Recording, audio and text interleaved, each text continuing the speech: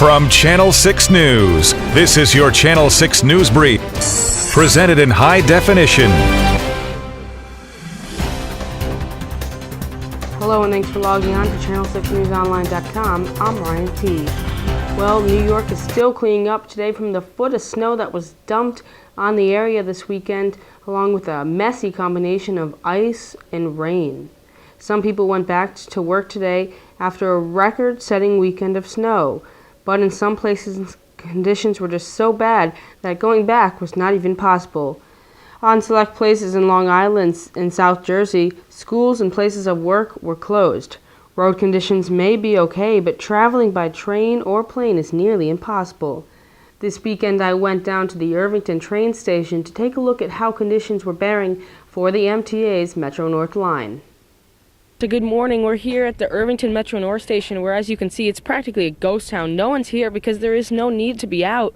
Everyone's been advised by our warnings not to go out unless it's necessary, and that everyone has taken our warnings, and that is good.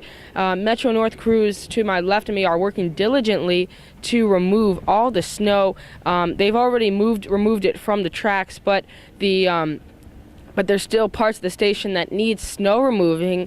And, it's good that no one went out. It makes their job a lot easier. But the tracks still do have a thin coating of snow on them.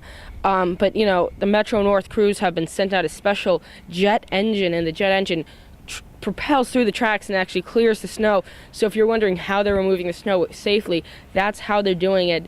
Practically no delays. Right now we've been advised that the earlier warning that where they close the parts of the Stamford line, those have been back open. Also, they have canceled this, but the one thing still is they still have canceled the holiday train. So if you're planning on taking one of the special holiday trains, be advised that it is it's not on. As for the shopping, we're back now live on our weather patio, and airports are just starting to get back into the travel groove. Many delays yesterday.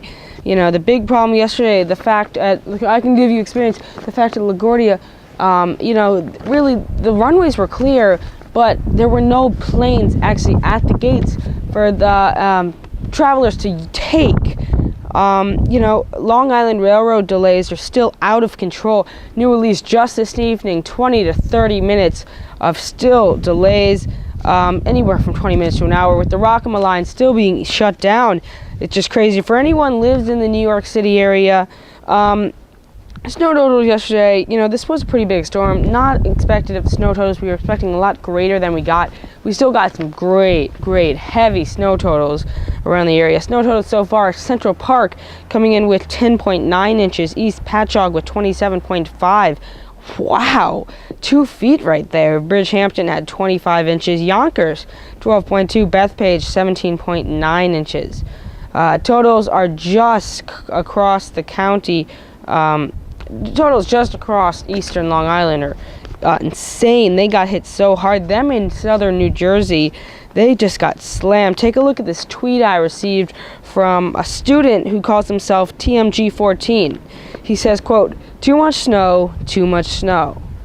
A word there. When you hear a student saying there's too much snow, then you know that there must have been a lot of snow coming down on eastern Long Island. That's coming from a student. It's so bad that, the snow really stopped late Saturday night, early Sunday morning. Schools had to be closed today. Parts of Long Island were declared a state of emergency. This was a bad storm for them. They got slammed. Usually, actually, Long Island doesn't get slammed that bad. Usually it's northern parts of the, area. They get the worst, but it was different. Wind speeds are actually starting to pick up here. You know what? And even though they were closed, they will still likely have a delay tomorrow. So coming up, the Senate takes a 1 a.m. late night vote on the new healthcare legislation, and actress Brittany Murphy dies at only age 32. How'd she die, and how Hollywood is reacting. Plus, SOS Save Our Students. Help us raise awareness of the MTA's plan to take away student Metro cards and leave thousands of students helpless. All this and more when we return. So, April. Yeah? You know your charger's still using energy when it's plugged into the wall, right? Yeah, but that's not my charger. I don't even have a cell phone.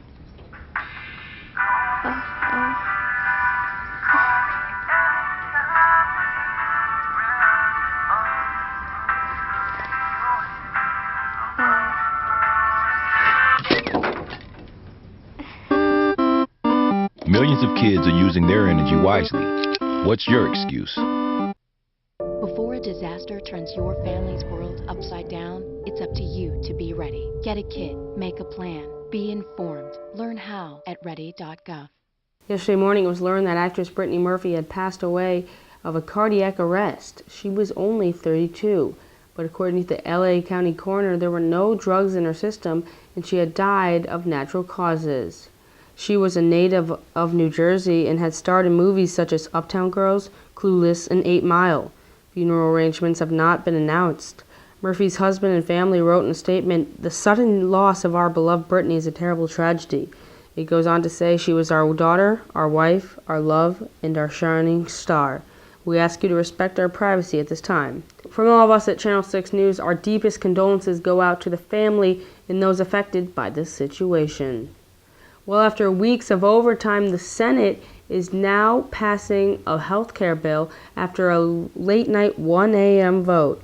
After creating a safe 60 to 40 margin in the favor of the Democrats, Republicans delayed the vote till tomorrow at 7:20 a.m.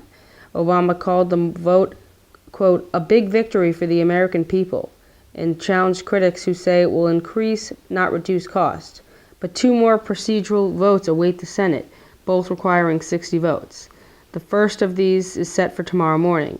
The final passage of the bill requires a simple majority, but the vote could come as late as 7 p.m. on Thursday, Christmas Eve. Even if all goes smooth, the Senate still must be harmonized with the health care bill passed by the House in November before the final legislation can be sent to Obama. We'll be continuing to follow the health care debate starting tomorrow with an update on the 7:20 vote. We'll be sure to follow us on Twitter at Channel 6 News. That will give you the latest updates right after they vote. Well, last week the MTA announced in order to ease budget constraints, they would be creating some serious cutbacks. One of these cutbacks includes removing all of the MTA student Metro cards in the city. This is making it impossible for some city students to get to school. Without the card, students could be forced to pay over $900 a year. So we're asking you to help us join our efforts in fighting back. And let me tell you that, this is a student station, and this story really does touch my heart and have meaning to me because, I am a student, and this really just does have meaning. So I'm begging you, not begging, but I'm asking you to help us join our efforts and help out these students. All it takes is a click of becoming a fan on Facebook or writing a letter or something like that. That's basically it. Just help us out. There will be a link in the sidebar or a link below just to help us join our forces. There's many ways you can do it. Project SOS Save Our Students. That's about it for the news brief today. I hope to see you back here tomorrow with an update on the Senate and many more stories. Until then, have a good day.